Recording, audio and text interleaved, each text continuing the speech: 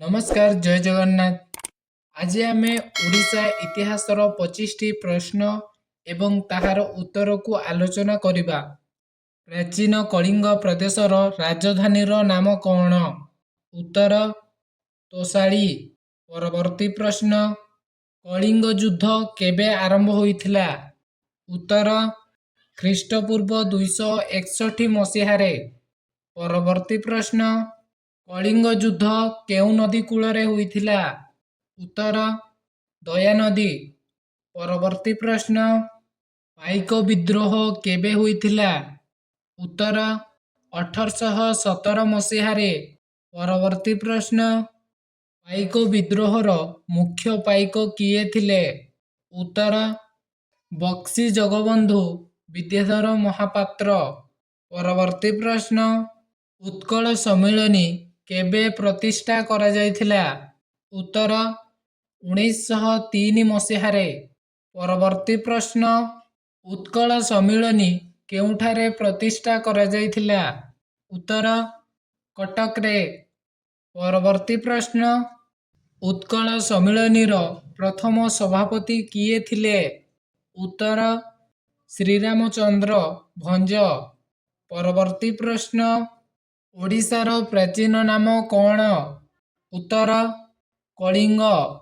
परवर्ती प्रश्न केउ मसीहारे ओडिशा एक स्वतंत्र प्रदेशर मान्यता पाइला? उत्तर 1936 मसीहा एप्रिल 1 तारिख रे। परवर्ती प्रश्न लिंगराज मंदिरर उच्चता केते? उत्तर 55 मीटर। परवर्ती प्रश्न महात्मा गांधी प्रथम थर पाई ओडिशा केबे आस्थिले? उत्तर 24 मार्च 1921 मसीहारे। परवर्ती प्रश्न केउ अभिलेखारु स्पष्ट हुए कि चोडगंग देव पुरीर जगन्नाथ मंदिर निर्माण करिथिले? उत्तर दास गौबा। परवर्ती प्रश्न श्री जगन्नाथ मंदिर किए निर्माण करिथिले? उत्तर चोडगंग देव। परवर्ती प्रश्न सोमवंशी शासन अवसान परे ओडिशा रे केउ वंशर राजत्व आरंभ होइथिला? उत्तर गंग वंश। परवर्ती प्रश्न केउ राजांक समय रे लिंगराज मंदिर निर्माण करा जायथिला? उत्तर जजाति केशरी। परवर्ती प्रश्न श्री जगन्नाथ मंदिरर उच्चता केते? उत्तर 65 मीटर। परवर्ती प्रश्न चौद्वार दुर्ग किए निर्माण करिथिले? उत्तर जजाति केशरी। परवर्ती प्रश्न ओडिशा विधानसभार प्रथम बाचस्पतिଙ୍କ नाम कौन? उत्तर मुकुंद प्रसाद दास। परवर्ती प्रश्न ओडिशा प्रथम ओडिया महिला मंत्री किए? उत्तर बसंत मंजरी देवी।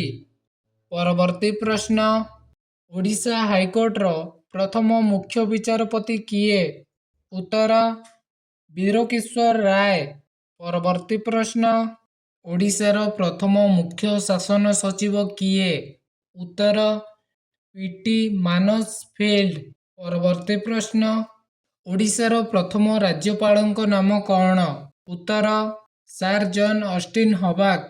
परवर्ती प्रश्न ओडिशार प्रथम मुख्यमंत्रीଙ୍କ नाम कौन? उत्तर डॉक्टर हरिकृष्ण महताब। परवर्ती प्रश्न ओडिशा रे सबुठु प्राचीन मस्जिद केउठारे अछि?